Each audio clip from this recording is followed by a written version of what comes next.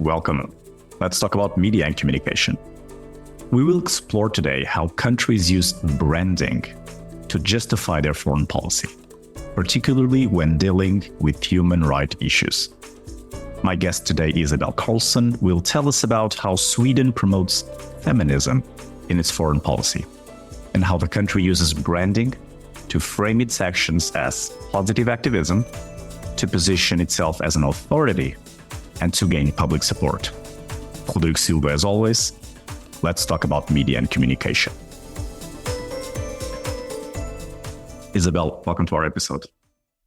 Thank you very much for having me. Isabelle, you mentioned in the article that scholars primarily view foreign policy communication as a tool for projecting narratives or extending existing foreign policies. But the concept of branding a country's foreign policy, that is still under research. Am I correct? Yes, I think so. I mean, we can see that this concept or this phrase of branding a foreign policy is used sometimes in the literature, but to my best knowledge, nobody has really looked into it. And I mean, the thing is, we see that countries do it. They do what I would call branding their foreign policy. So I was really curious to look into how do they do that? How can we understand this concept? Why do countries do that? So to start exploring the mechanisms thereof. You did with this paper. Mm-hmm. You focused your study on Sweden, human rights. So let us know the main findings, the main highlights of your study. So the reason I looked at Sweden was that Sweden had from 2014 to 2022 a feminist foreign policy. And this has been mentioned by other scholars. A policy that has been branded as feminist. So when I took this branding perspective, and then I used more specifically a lens of legitimation to understand how this branding is constructed, I found that because you could say that we are in a time of attention economy, also in international relations, you have to stand out as a country, especially a small country like Sweden. You also kind of have to sell your foreign policy to make it appeal to publics abroad, mainly also at home, of course, but to raise your voice and become recognizable for something. So I really thought it seemed to me a lot like this is also about selling your foreign policy approach.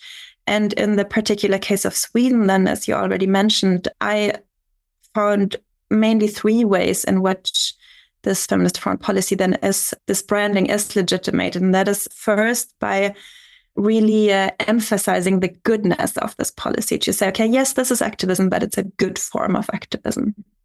The second way this policy is legitimated is by Sweden to really claim a position as an expert. We are really good at gender equality issues. We have been that for a long time. So that's why it's only a very good idea that we do this, so to say. And the third way that this policy branding is legitimated is then by explaining, illustrating how it fits into like broader global efforts and attempts and discourses of human rights promotion. It's perfect. And who do you think, who can learn from this study, from these conclusions, and what are the lessons, in your opinion, in practice?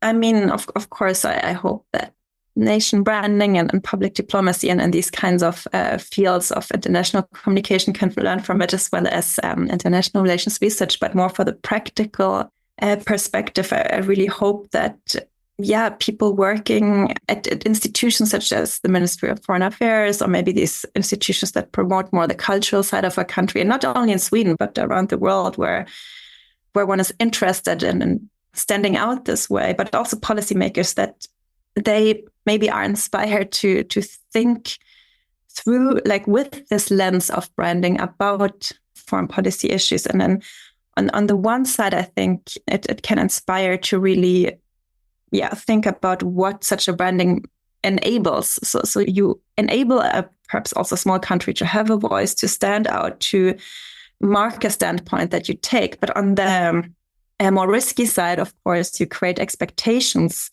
which is not a bad thing, but you do. And you will probably also receive headwind because you stand out more and you might be put more into scrutiny. So I think seeing this as branding helps to be prepared for these kind of challenges. Perfect. Let's follow up on this a bit. So as we said in the beginning, this is a little bit still understudied. So should future research focus on market studies, but perhaps also analyzing the impact of the success of these branding stories in the long run? So what's ahead of us in terms of research? I mean, I think we should use this as long as it helps us. I mean, the reason I was interested in taking this perspective in first place was because I think we can really, it's a useful concept or a useful perspective for understanding what's going on there. So as long as it helps us, we should continue using this. And I think, like you said, it would be very interesting to look at what happens with foreign policy at the later stage in communication, because I really focused on this very early stage, very early point in communication. So the policy is there. It has been decided that this will be there. How is it legitimated? And of course, there's so many more elements in communication that we could look at. So that would be, like you said, the consequences or the impacts. But I think it would also be very interesting to look, how is this taken up by publics, how it is debated, how it's contested, perhaps how it's used for disruption by others, or how others try to disrupt this. So to really look at the big picture, and there I hope that this branding perspective can be of inspiration for others as well. Perfect. I'm very interested to know about your personal reflections of this study. So how you personally interpret your study and this conclusion, these reflections. But before that, I will use my role as moderator here, because I would like to ask you two questions. So how can we truly balance branding, so this branding that you're studying now, with realpolitik that you refer in the study? And also, what are some potential domestic impacts of these branding strategies? So if you could address these two questions and then tell me your personal reflections of this study. So about the first question with the balance between politics and branding, I mean, I think the most important point is that there needs to be a balance. Like these two things, they should ideally be aligned. And when I look at these smaller countries like Sweden, I mean, the politics that you do, why not talk about it? Why not use it as a way to stand out? And so these two things are very interrelated, I think. And also, if you have gained more recognition, it might be easier to pursue your policies. I mean, that's the whole point of this branding. But also, the branding should, of course, not overweigh, because you cannot brand something that's not there. It shouldn't become an empty signifier. So I think the way to balance it is to always make sure, first of all, that these two kind of different realms, but that anyways interconnected, that they go in the same direction, that they work together, and that they support each other. For your second question about how domestic publics might be impacted by this, I see it as there's two most extreme sides. It could go in two extreme ways, and there's of course a big gray zone in between. Worst case scenario, especially with this feminist foreign policy, when I think about it, is that people who become aware of it might not support it. They might not feel represented by it. They might not be able to identify with it because it's not what they stand for. And then this can really lead to a big discrepancy, and also create some attack surface if the, maybe called reality at home, doesn't fit with the image that a country tries to promote. And then you lose credibility as a state.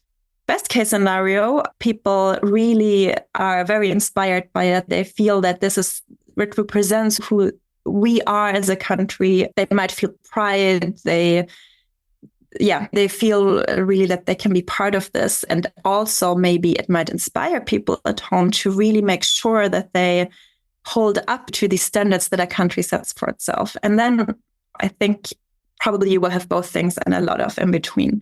But so to illustrate what my thoughts on this. And then for your third question about the personal reflections that I had, I mean, I've seen this also in my previous research, but what kind of, again, really intrigued me is that, of course, politics and communication, as I mentioned before, it's according to different logics, but it works together very closely. And the politics, in this case, this feminist foreign policy, I mean, it really wants to make a point. It wants to disrupt. It wants to make a claim, while the communication is more about appealing to people, about building relations. So somehow there is this tension, which also is reflected in these three ways that I see Sweden legitimates its policy. On the one hand, embracing this activist element. On the other hand, really trying to fit into a bigger debate that's already there. But somehow it still works out. And I think it is because it's still under this overarching umbrella of promoting human rights. And I find that very interesting. So that has actually just showed me that probably we need more research about phenomena like these.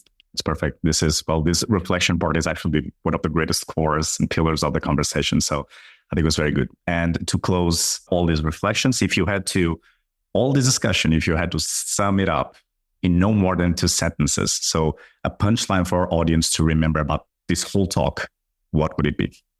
So I would want the audience and the viewers, and also myself, to be honest, to remember that it's important to dare to also perhaps critically interrogate something you already know, something you believe in from a new perspective, because that's how we learn and that's how we find out new things about the world.